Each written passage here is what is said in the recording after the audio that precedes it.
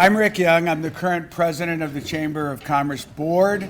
I also have a comedy business, which most of you know or have suffered through a show. And I'm happy to be here today. And this is an annual event for us. It is the Realtors event. I'm gonna switch mics. I'll turn this one on. This one should work. Because this one is on and not working. Testing, 1, 2, 3, there you go. Yeah. Now, can you hear me better? Okay, I'm gonna use this one. Louder, thank you. That's usually a good sign that everybody's listening. Yeah. Or say So, louder, they want to yeah. hear you. So, before we get going, I want to mention that on your table are a couple of flyers of coming events. We have a before work coming event. That's a once a month at the Hilton Garden Inn on the other side of the tollway, and full breakfast. And it's next Friday, not this Friday, but next Friday. We usually have somewhere between 50 and 80 people. It's very casual. You get to kibitz with your friends, have a good meal, and exchange business cards. And then there's also an after-work invitation at a local bank. So there are QR codes, so you can just simply get yourself registered by doing the QR code, okay? All righty, this is an annual event. It's our real estate update. We have 4 speakers today. I'll introduce them as they come up, but we're going to cover market overview, pricing, buying, and also what sellers need to know in the current market. So we have 4 very qualified speakers, and I'll get to the first one in a minute. But first of all, I want to mention our sponsors, Melichar Architects, LifeWorking, and Lake Forest Bank. Let's hear it for those 3 sponsors.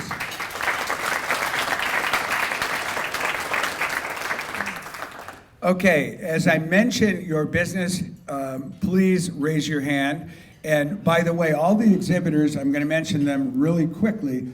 They'll be here after we finish our short program, so please visit them. They represent a number of businesses. I believe the number is 16. Melichar Architects, there's Diana right there. Britt Carter Interiors. Mary Herb Diamond Residential Mortgage. Da Vinci Painters. Dryer Vent Wizard. The Federal Savings Bank. IDEA, Design and Build, Long World Services for the Living. Is there one for the dead? Okay. Sorry, I'm sorry if I riff occasionally. Okay. Mariani Landscape, Mosquito Authority and Pest Authority, Mutual Ace Handyman Services, North Shore Bin Cleaners, ServPro, Realtors, Deb Fisher, Elizabeth DeWitt of Berkshire Hathaway. Are you here? There they are. Jan Mason and Scott Rose of Baird & Warner. And I have to mention the gentleman on the camera that is Bruce Himmerblau of Sky Video, who's not only providing our technology, but is videotaping today, so hopefully I will not send this audition to Zanies, okay? All right, the first speaker we have is Brad Anderson, who's gonna give you a market overview. A little bio about Brad. He's been a licensed real estate broker since 1993. Joanna told me this morning that she trained him. Is that true? Okay. It is true. That's a verification. Okay. Brad and his son Brady, sitting next to him, and partner Scott Lackey, who you all know, are founding principal brokers at GGL Group Compass Real Estate.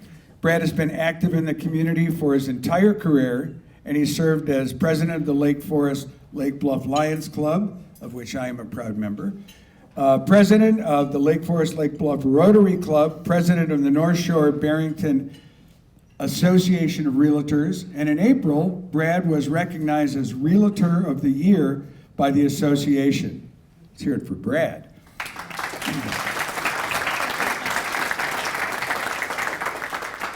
Last but not least, he's a heck of a dad. I added that, okay. He's a heck of a dad, and he is currently serving on the state legislative contact for Illinois Realtors. Brad Anderson.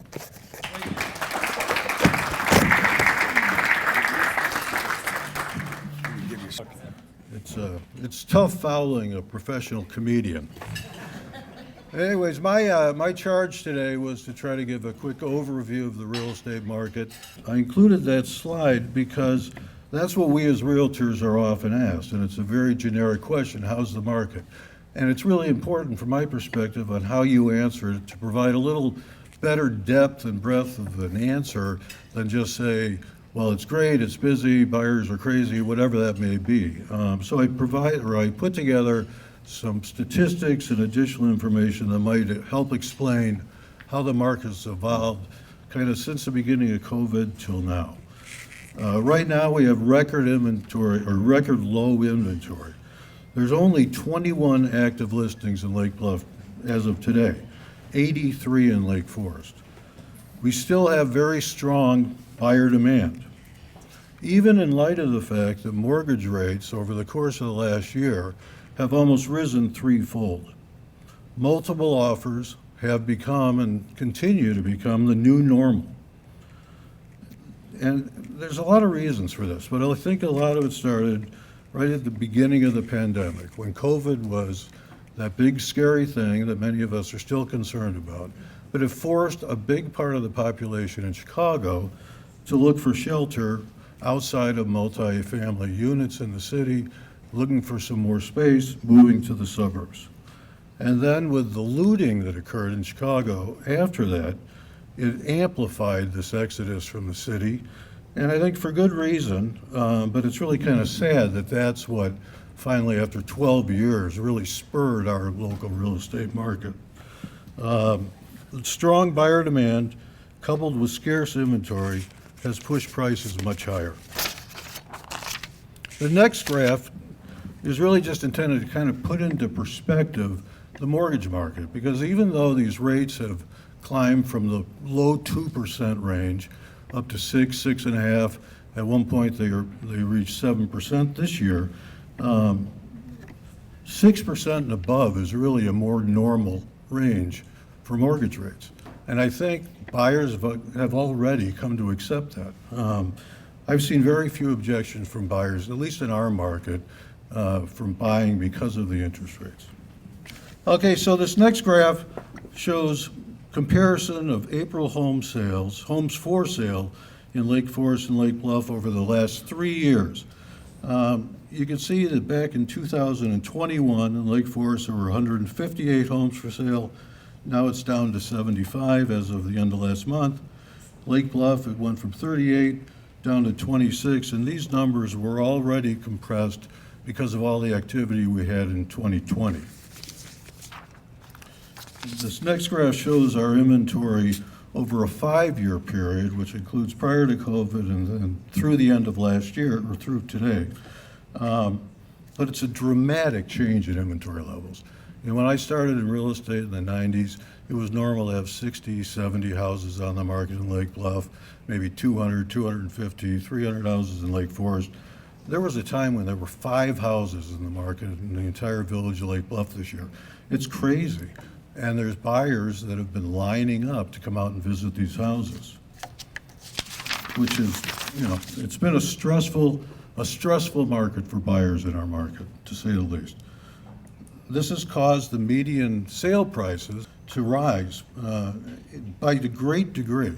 In Lake Forest, in 2021, the median sale price was $806,400. The end of last year, it had risen to $1,175,000. That's a 45% increase in pricing. Now that's median pricing. It's not all resales of existing inventory, but it's an incredible trajectory of pricing in our local market. And it's one that we've really, at least in my lifetime, I've never witnessed. The market times for selling these properties have also dropped incredibly. In 2020, the average market time in Lake Forest was almost a year, 323 days. Think about the difference between that and our current level at 53 days. And a lot of these houses are selling off market really before they're ever registered in the multiple listing service. So it's a market that has stressed buyers, and it's a market because of the velocity of it. It's also stressed a lot of sellers because they have an opportunity to sell their homes for great gains now, but they also have to figure out where they're going to replace it. And that's, I think, one of the biggest challenges we face today. The second to last graph here just shows over this 5-year period the change in market time. And what you see in 2018 through 2020 is really more normal in our market. And now they're selling almost as quickly as they're put on the market, assuming they're priced properly. And some of the other presenters are going to talk about pricing. You know, the market determines value. Buyer demand determines value, and when there's a limited amount of inventory and a lot of buyers, it's going to naturally elevate the prices. It's elevated the prices to the point now where there's concern among some buyers that they're overpaying, but I've seen no indication of it slowing down, at least in the short term now. The other thing that people are considering when they're buying a house, an existing home, is comparing the price of that to new construction. And most high-end builders will tell you you're going to spend somewhere between $350 and $400 a square foot, and sometimes much more, just for the construction of a new home. And you need to compare that to the cost of existing homes, which average really closer to $275. So new construction comes at a huge premium because the construction costs have risen, the labor costs have risen, the land has basically remained the same, but for what it costs you to build a new home, you can buy an existing home for a great deal less.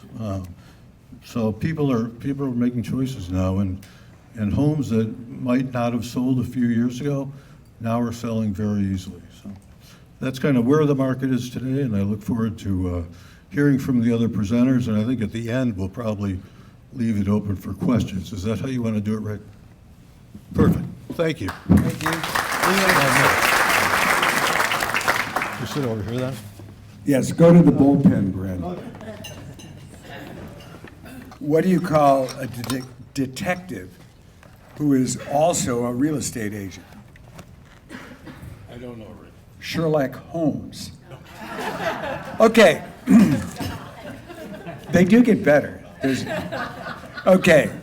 The next presenter is Heather Froman Fowler, and she is artistic, an international muralist and painter, and analytical, with a background in business management and in owning and running an accounting firm that tailored her detail-oriented approach to real estate.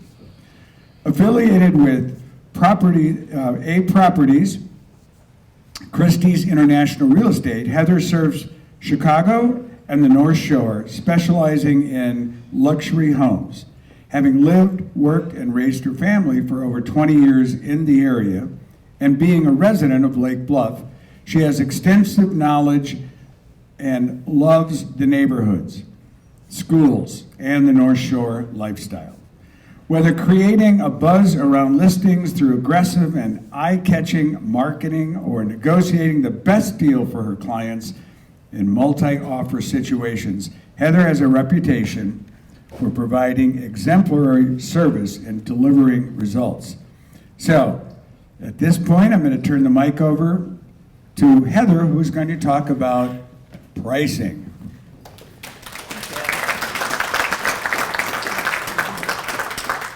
Thank you so much. So pricing, it's kind of a tricky topic. I'm excited to talk to you about it today. And one thing that makes it so, hang on. One thing that makes it so tricky is something we really love about our community, and that is that there's no two homes alike. So if you walk around, you're looking at homes, like you notice, there's no two homes alike. I hear this many times from buyers that have moved here and tell me how much they love living here, because they said, our home's so unique, and no one else can find it anywhere else, and it just feels really special.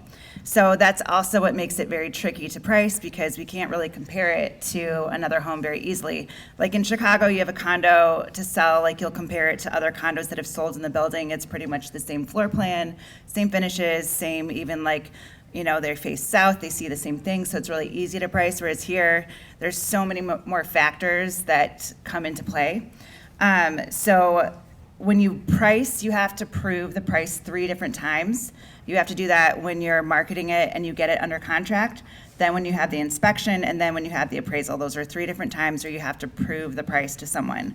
Overpricing a home, it seems like very maybe fun to do, but it's the death knell on your property if you're gonna overprice, because it just makes buyers wanna come up with reasons not to buy your home. They're like, well, it's a nice house, but they'll just keep saying that, we'll think about it, things like that, and then it sits on the market, and then it gets a red flag, and then people will say, what's wrong with the house? Why isn't it selling? What's wrong? So you don't want to overprice your home. You need to be very mindful with your agent about pricing.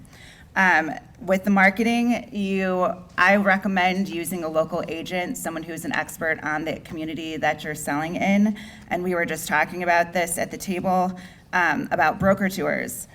We used to do broker tours every Tuesday. Homes that are for sale in the community are put up on this broker tour, and we all go inside. I ran into some of them yesterday at the broker tour. So it's really beneficial for the local agents to do these broker tours and to be inside the homes, because photographs do not communicate everything about the house. So it's good that we are inside the homes, and we can really put that in our category, in our catalog of different facts about the area. So when we price your home, we can say, hey, I was in this house, it compares pretty well to yours, or here's the differences. The other thing is that you should be realistic. We're all very emotionally tied to our home because it's where we live, it's where we sleep, it's where we have our families, it's where we, relax, entertain. And so we're all kind of emotionally connected to our house, and we might think it's a little bit more, it has more value than the market dictates. So we should be realistic with pricing. And again, speaking with your agent, coming up with a great plan to market your home and price it well is important. One of those aspects where you, in speaking with your agent, is it needs to be data driven. You need to look and see like what has happened in this area recently, what's happening in the market now. 3 years ago, the market was steadily increasing very quickly. It was going up, up, up. So it was kind of like, well, this is what the data shows we should price it at, but I think we should price higher because the market's moving that way. Whereas now I think it's kind of holding steady. And so we can't really say this is where the market should be, let's price it higher. We really have to look and see where's the market now and price it accordingly. The second area of pricing where we need to prove it is the inspection. So when you are selling your home, you want to look at the house and see what is the condition? How old is the roof? How old are the windows? How old's the floor? What's the condition of the house, the appliances, the mechanicals, and then price according to that. Because once you have the inspection, and I know this wasn't the case before, but it's starting to become the case again, now that the market's more steady, is that people are calling out those things on inspections and asking you to adjust your price. Whether that's in the form of a credit or having you fix those things. Sometimes that becomes a conversation piece in the negotiation too, but you just want to take all of those things into consideration when you're selling a home. The third area is the appraisal. And again, before people maybe were paying cash so they could win with multiple offers, or doing cash mortgage allowed, which was not, it didn't involve an appraisal. Sometimes an appraisal is part of the process, and I would say that's kind of more of a normal thing. We were doing less normal things before, and I think it's normalizing a little bit. But when we have an appraisal, if the appraiser comes in, and the bank hires an appraiser, a third party, to come look at the property and say, is this property worth the value that's on the contract?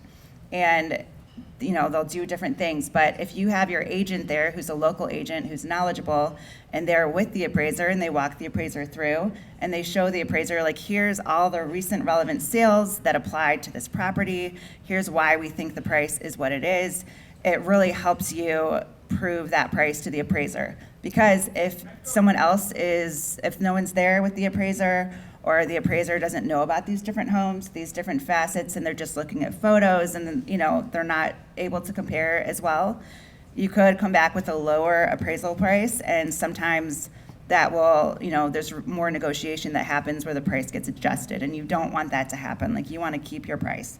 So again, pricing is very important. I would say it's 85% of marketing a home and having success. And I think if you're priced well, you'll have success each step of the way. So that's it.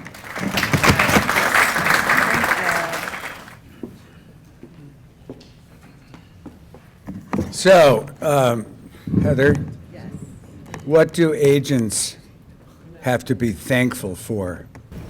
A lot. Lots. Okay.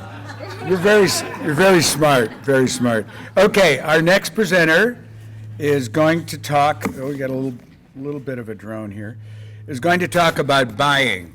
I'm going to do this because it has feedback. Our next presenter is Mona Hellinga. She's been a top broker in Lake Forest and Lake Bluff communities since 1995. She and her husband partner, Floor Hasselbring, are the #1 agents in the BHHS Lake Forest.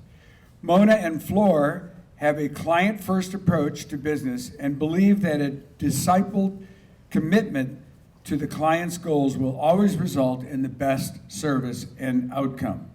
In 2022, Hellinga and Hasselbring closed over $82 million in sales. That was one house. No, just kidding. And have recently graced the magazine covers of North Shore Real Producers and Chicago Agent Magazine, providing expertise on selling luxury real estate. They have raised their families locally for decades while supporting schools, sports, music, service organizations. In other words, they love to introduce clients to Lake Forest and Lake Bluff. Give it up for Mona.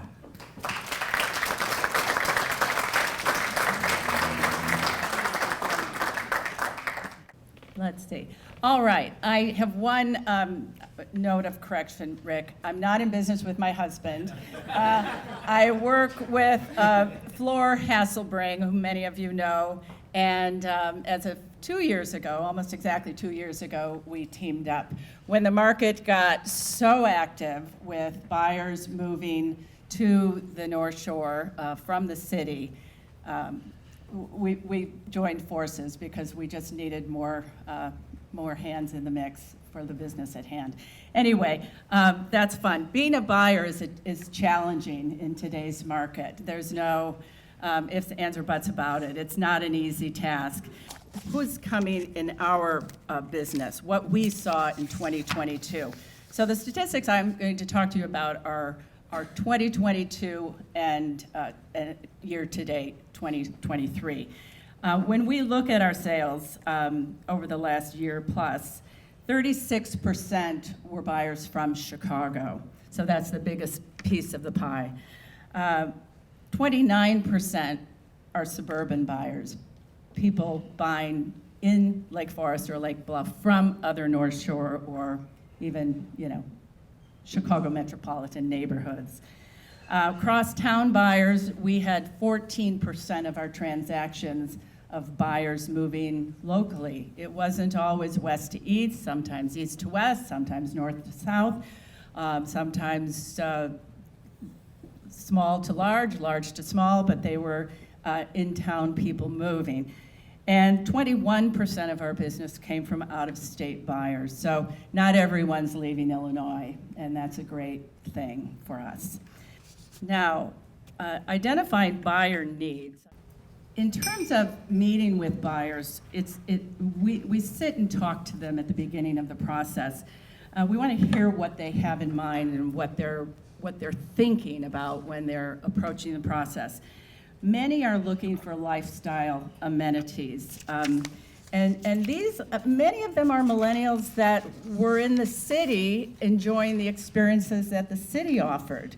But COVID really changed that attitude because suddenly they were in their condos, relatives couldn't visit because elevators were, closed, buildings were closed to having visitors, the parks were closed, the pools were closed, so they didn't have much of a lifestyle. So lifestyle is on everyone's minds right now. Home offices are a big deal. Oftentimes, we're looking for home offices for 2 adults, sometimes more than that. Home offices for children to study. Where's everybody going to have their private space? So we went from small homes being, more popular, and it was very difficult to sell large homes, just turned on a dime. Now, and fortunately, because many of our sellers were able to get from under their estate-like homes, or at least sell them, and the market is robust now, so people are doing pretty well, and that pleases us.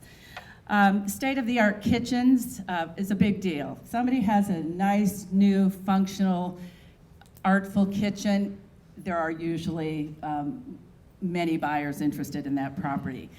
Another aspect that's it's kind of unique that's come into our lives is viewing rooms. Not everyone wants to go to the basement anymore, to the home theater. How about turning the living room into a really chic viewing room? You might have 3 screens, watch sports, watch whatever interests you, but do it on the main floor where the family is coming and going and can sit down and join in, leave, come back. Easy. So that's interesting. We've also worked with some people who are writers for Hollywood, and a viewing room, is essential to them, and with particular attributes. Exercise rooms, people love to work out, love to have that space in their homes. Spa baths, steam showers, soaking tubs, heated flooring, all very important attributes to buyers today. And multi-generational living has been interesting too.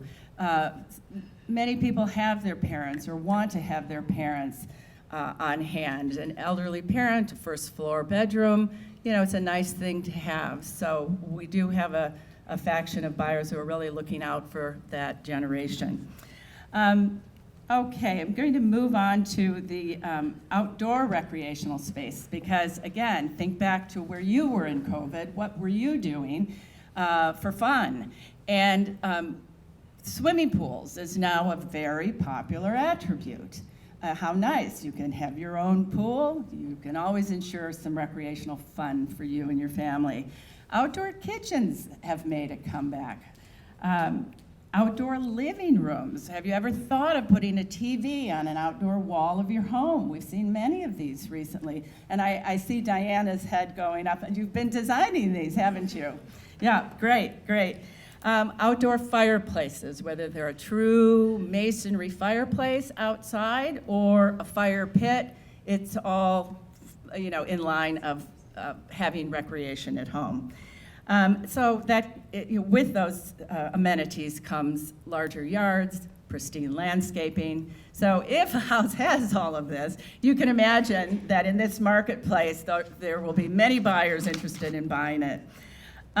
We've also seen a resurgence of people looking for architecturally significant homes. I don't know if other realtors are feeling the same.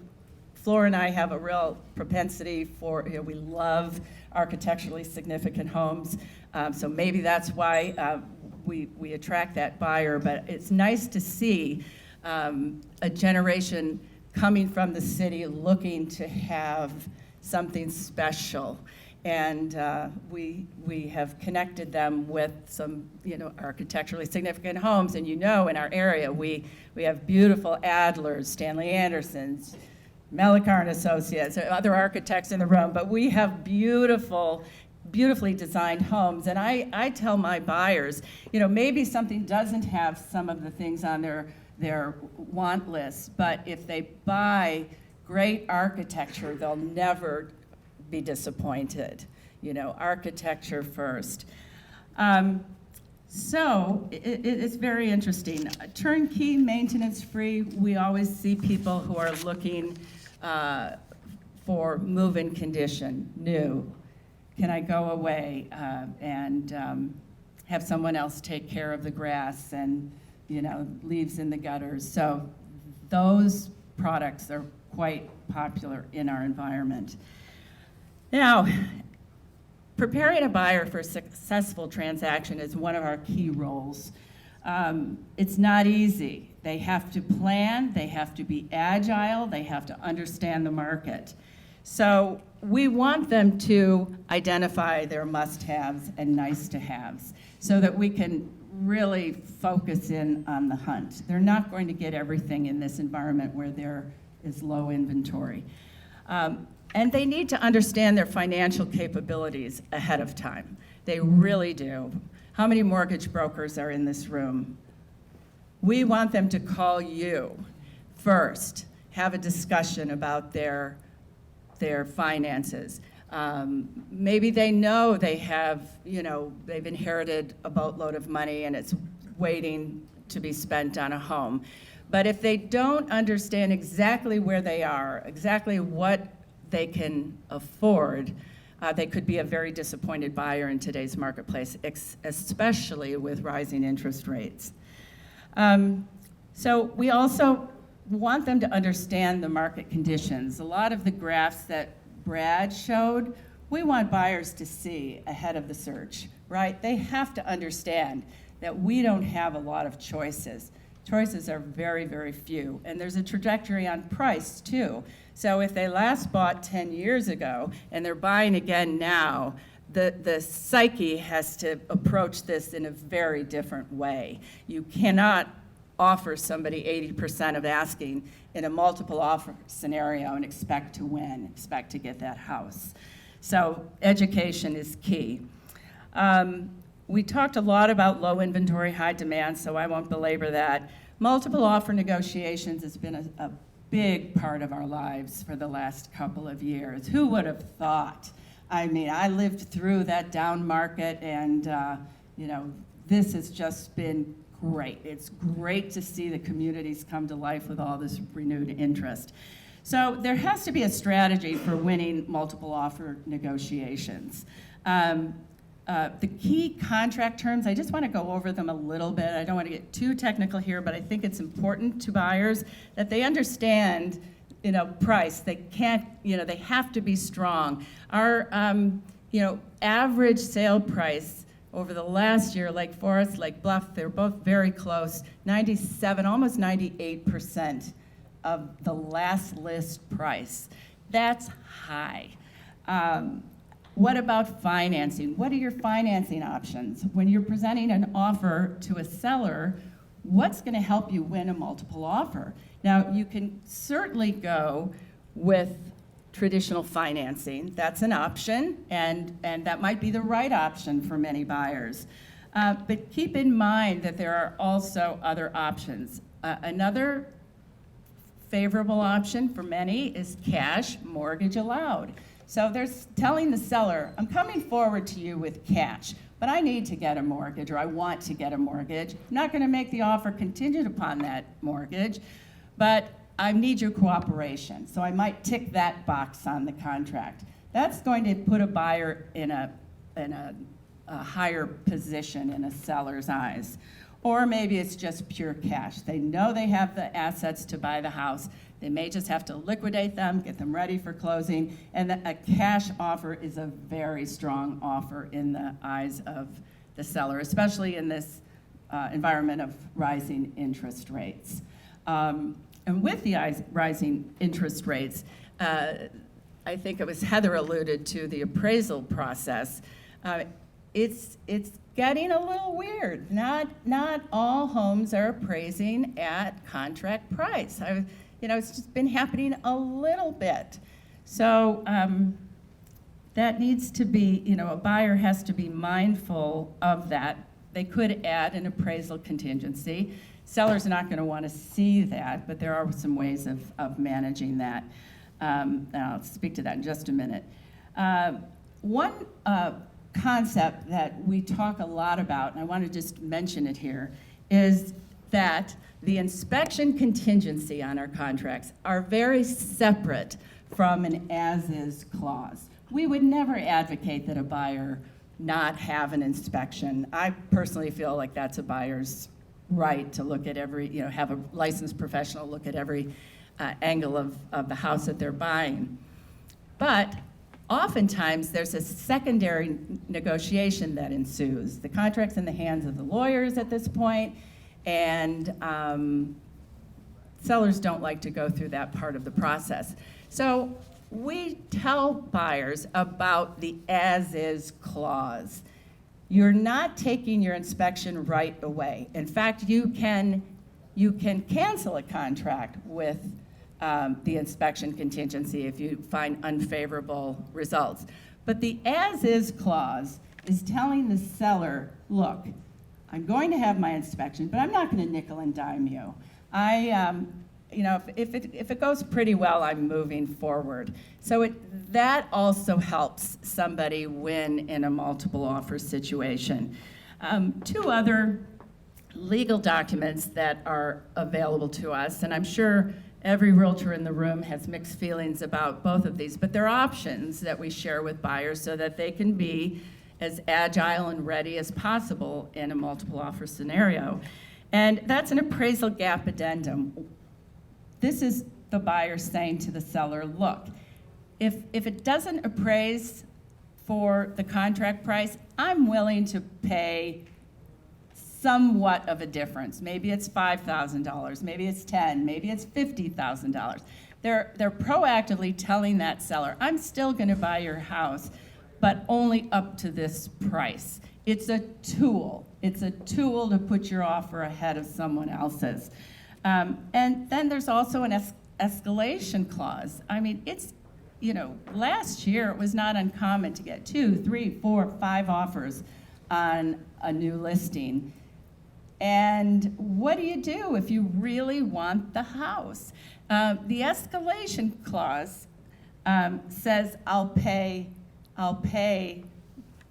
an amount, a dollar amount, more than the other guy.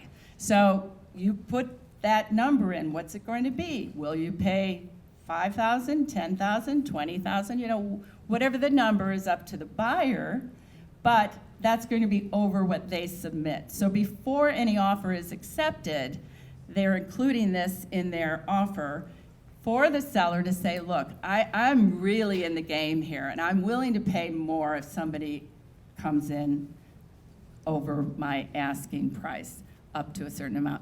Not all sellers want to see those. Not all brokers who are representing sellers will work with them, but it is a tool that can be used if a buyer is in a multiple offer negotiation. So that's all I have. Thank you so much for your time and attention. It's just delightful to be here on this beautiful day. So I do have one final question, or primer question for you. I had an offer to buy a piece of property in Egypt's Valley of Kings.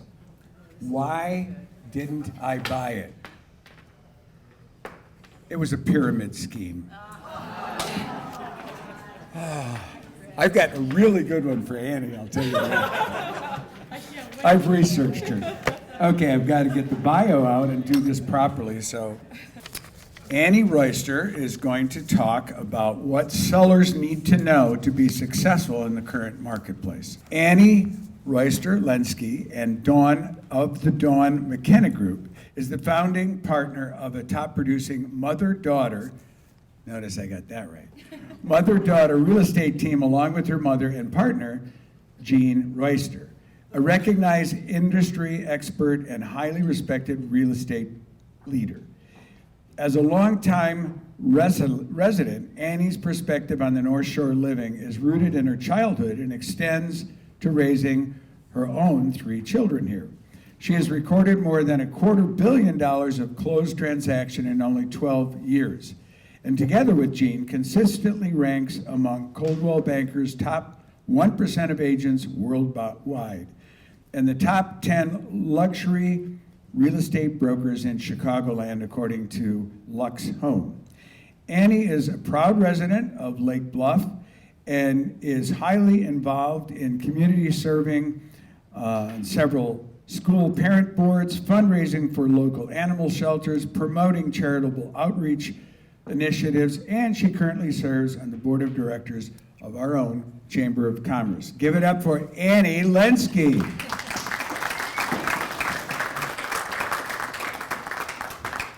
So when I was given this topic, it was sellers and homeowners and what would give you the best return on investment should you be improving your home. And I know we have a wonderful spread of vendors who can help you with the things I'm going to talk about. So I kind of approached it from the perspective of, okay, there are probably homeowners in the room who may not be selling anytime soon. So I'm going to comment on some of the trends and things that I think you could do to improve your home that will ultimately help you when you sell, but then also for people who are getting ready to sell in the near future. So I'm going to start with homeowner investments. I do still feel that kitchen and bath improvements do give you the biggest bang for your buck in terms of return on investment. One thing I would say, if you're renovating and you plan to stay for a while, just be mindful of the style of your home. I think that from a buyer perspective, sometimes when we're looking at homes and it's a very traditional home and you walk in and it's a super modern kitchen, it can be a little bit of a disconnect for them. So just keep that in mind, and I would say, make some classic choices, but of course you want to enjoy your space.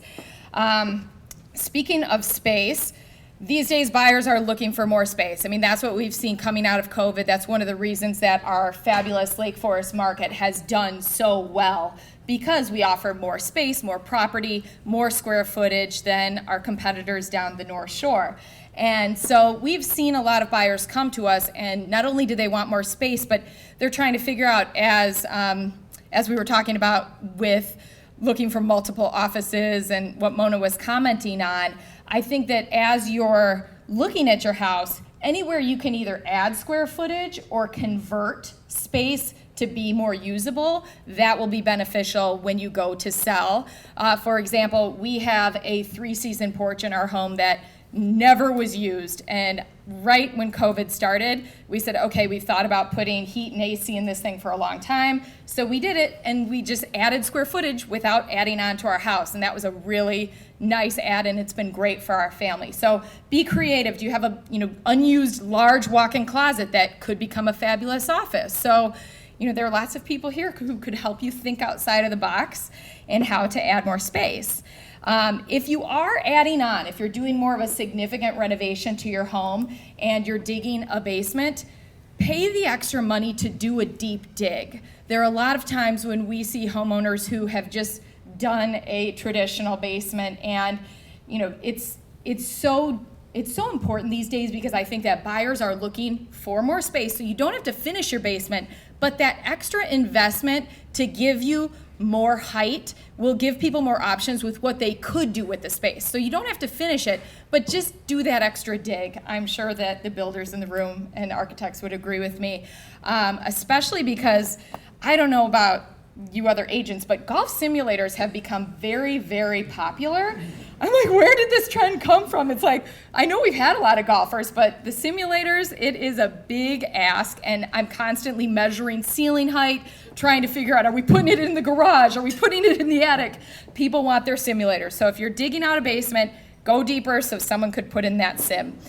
And then I would say, think about, as you're renovating, how you could add more natural light to your space. That's a trend that I have seen with all of my buyers since COVID, and I think it comes from the fact that we're all spending so much more time in our homes, and natural light can just boost your perspective and your energy, but I hear it over and over again. So as you're doing a project, just think, is there a way to add an extra window or make them bigger?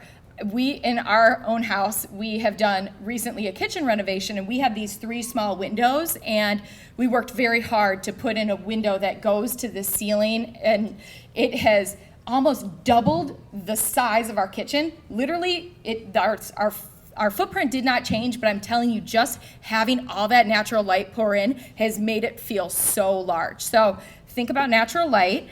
And then, okay, I'm going to transition over to if you're getting ready to sell your home. So these are my tips for people who are thinking in the next year or so. I would say have your agent come in early in the process. A lot of times people maybe are a little self-conscious. I'm not ready to show my house. I need to do all of these projects. I'm going to have you in a couple of months. don't wait. We've seen houses in all stages of the process. If you told me someone needed to come over to my house right now to look at it, I would go, ah! So don't worry about it. Just bring us in and know that we're gonna help you prioritize what you should do to get your home ready. Whether it's painting or lighting or, certain, areas to renovate. Let us help you because we know what people are looking for and what's gonna give you the most bang for your buck. So let us help you along the way. I would also say, if you've done a lot of work in your home, but maybe there's one room that didn't get painted or that forgotten bathroom that you didn't get to, I would recommend finishing those projects. And it doesn't mean you have to gut it and do it to the nines, but just do some updating to that because it will make all of your other updates and all of the other work that you've done to your house, you'll get more bang for your buck because people will say, oh my gosh, I can just move right in, as opposed to coming in and going, this is beautiful, oh, that's not so great, and this brings me back to the original age of the house. So you want all of the money that you've spent on your house, you want to get as much back as you can. So I would say if you're close, finish it off, paint that extra room or whatnot. And then I do think that people still are looking for move-in ready. It doesn't mean that you have to do a full-scale renovation to sell. There are things that we can recommend for your kitchen or your bathrooms that will spruce it up in such a way that people will look at it and say, oh, I can move right in. And it doesn't have to be extensive. I had a house in Tangley Oaks, and they had a beautiful kitchen and a really wild piece of granite on their island. And it was one of those things that I looked at it and I said, this kitchen is great, but this island is so distracting. So for a very low amount of money compared to the overall investment in your home, we changed out that countertop and people walked in and went, wow, this kitchen is amazing. There were no objections and it just made the rest of their renovation work really sing. And then I had another house where the kitchen cabinets had seen better days, but the cabinetry itself, Terry's laughing at me, the cabinetry itself was in good shape, but the doors they were very worn. So what my clients opted to do is they had a professional come in and replace the doors. And we did the backsplash and the countertops and the sink, and people thought it was a brand new kitchen, and they really made a lot more money than what they invested in to fix that. And same thing with some of your bathrooms. If you can just replace a vanity or maybe the countertop and the fixtures and the lighting, there are some things that can really make your investment give you so much more back and make people walk in and say, okay, let's go. I don't need to think. I don't need to put anything into this. In terms of getting your house ready, I still do believe that it takes a little bit of work to get your house ready for the market. Even though we've heard about what a hot market we've had and how desirable our area is, which is all so good, you're not just gonna throw it on the market. You still wanna make the most money that you can and put your best foot forward, and you still have one shot at a first impression. So even if it takes a couple extra weeks, I tell my clients, let's put it on the private network, the PLN, agents have access, and they know your house is coming. So if somebody's out there and they're looking for it, they can say, okay, you don't have to go buy this other house because I think this one's gonna be really good, but maybe we're putting some of the finishing touches on, painting, staging, some of the things to make your house really sing. It's worth that extra little bit of time and effort because then you could activate multiple interest and just, hit it from right out of the gate. So that's it. All right. Thanks, Annie. Sure. Get over there in the penalty box. Okay, before we get to questions, I do want to mention that all of the folks that exhibited will stick around a little bit when we conclude, which is shortly. I would start with the questions, but I thought I would share something. I asked Annie the old joke, how many real estate agents does it take to change a light bulb? And I'm going to read you what Annie said. She said, it takes just one realtor to screw in your quality bulb into a gold-plated chandelier hanging from your vaulted ceiling with crown moldings, skylights, in your English Tudor home, located in an upscale neighborhood with a large lake and multiple golf courses. And as Annie always closes, she said, it's a must-see. Thank you, Annie, for that material. Okay, any questions? Okay, I have a question, okay, of the group. Annie, you mentioned converting a closet into an office. Have you seen my closets?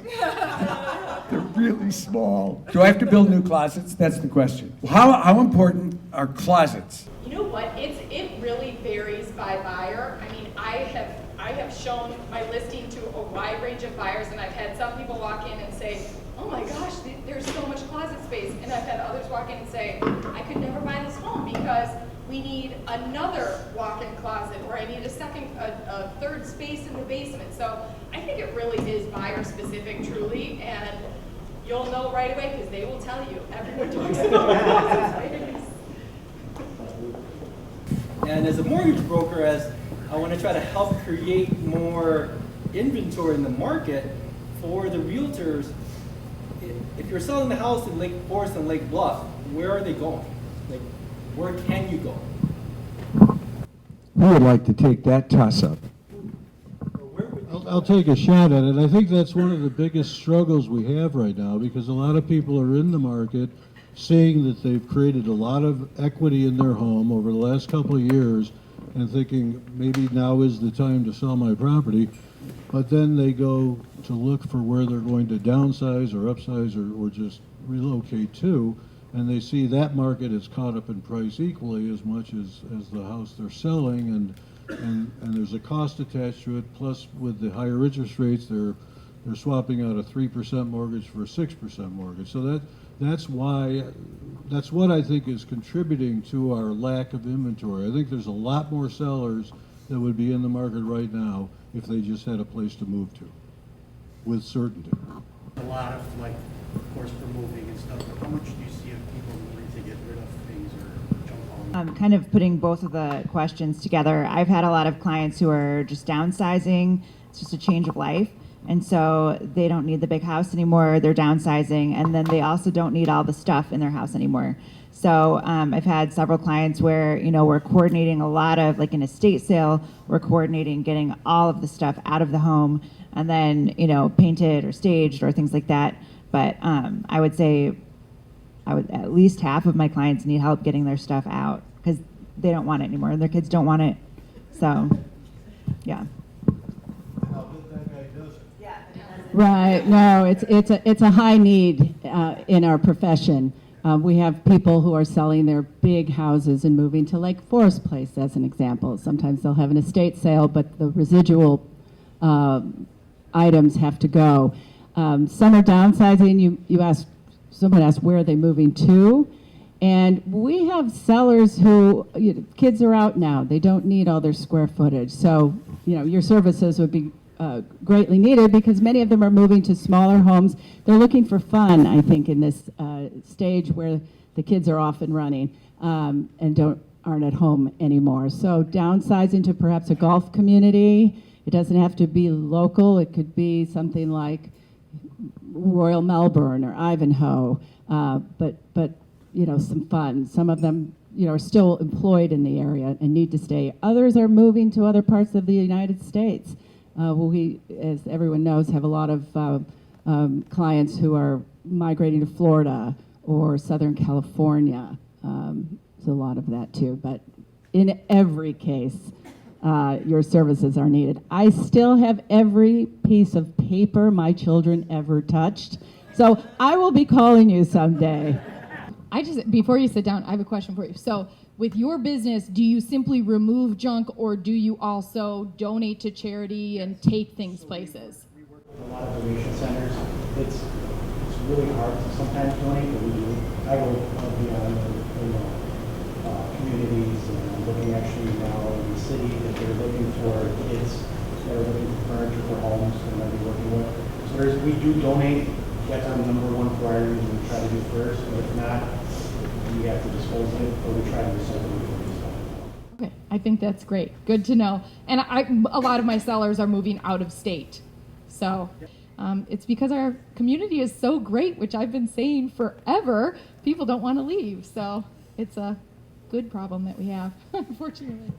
I'm curious about the rental market here. I relocated from Greenwich, Connecticut last year, and I did wind up buying a condominium, but there was so little rental available, and I'm curious as to why. There are very few rentals, and when they exist, people are paying a premium now to live in a rental in our communities. Why is it?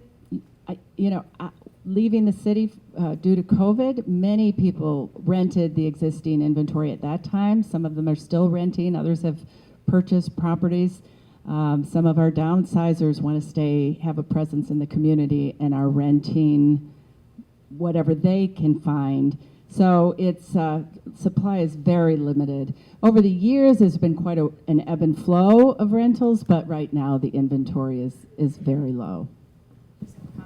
So I think that what happened is leading up to the pandemic, when our real estate market was not booming like it is today, a lot of people couldn't sell their homes, so they rented them. And then as things picked up, when those rentals came back on, people were selling instead of re-renting. So our inventory really went down. Brad alluded to the fact that there's been a migration from the city up to the North Shore, and nobody could have predicted the pandemic. But in your opinion, over the next 2 to 3 years, with the political background and the economical background, where do you see the market going? I know that's a tough question.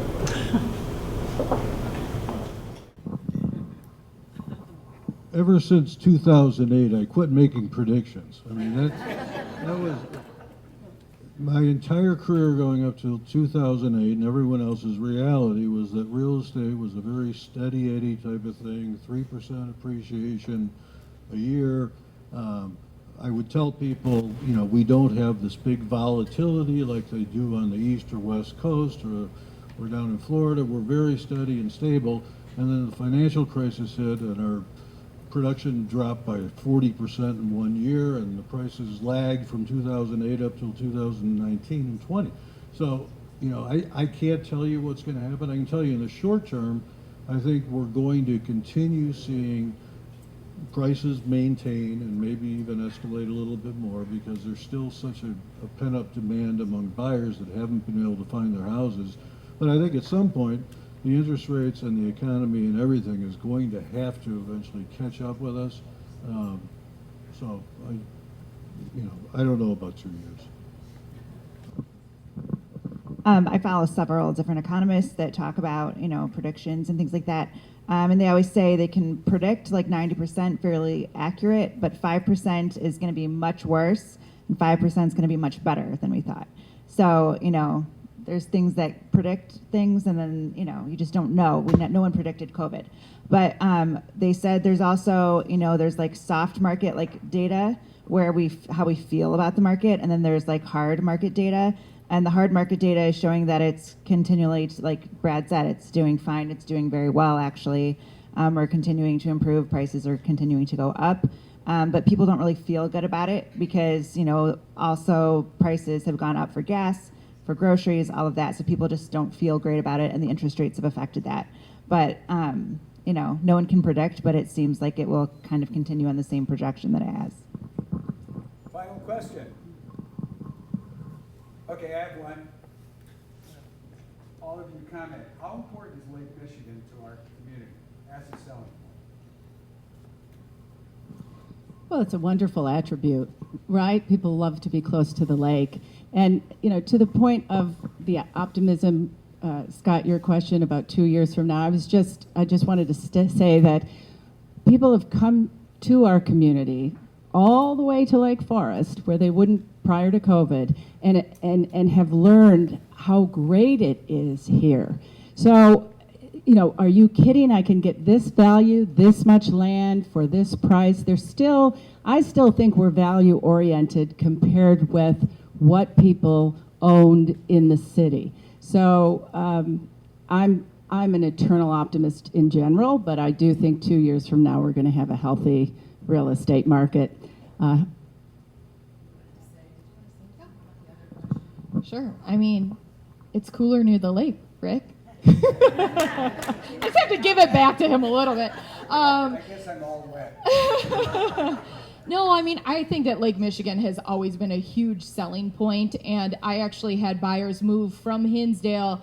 They've lived there a long time, started their kids in school. So moving at the ages that they moved their kids was a big deal, and they moved them here to Lake Forest, and the primary driver was to be near the lake and that lifestyle and just being able to go to the beach. And I think that especially with our open lands too, I mean, it just reminds me of my own childhood, and I don't think that we get that as throughout the area like we do here in Lake Forest and Lake Bluff.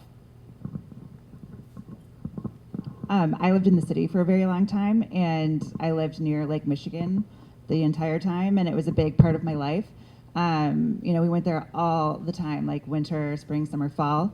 And my husband got a job in Lake Forest, and a recruiter contacted him, and we were never going to move to the suburbs ever. We were like, never. We love the city. We hate the suburbs. I didn't know anything about them.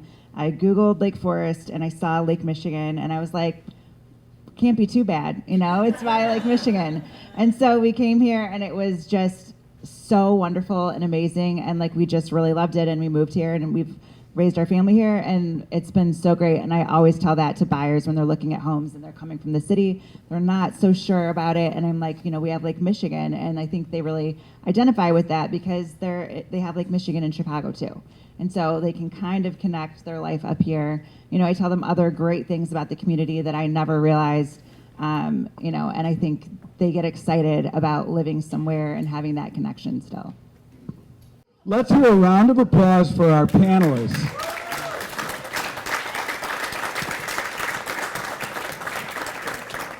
That completes our program, but again, I recommend that you all visit the exhibits. Folks took time to come here and tell us about their businesses and see if you need their help. So have a wonderful, blessed day. Don't forget to laugh, be healthy, and network.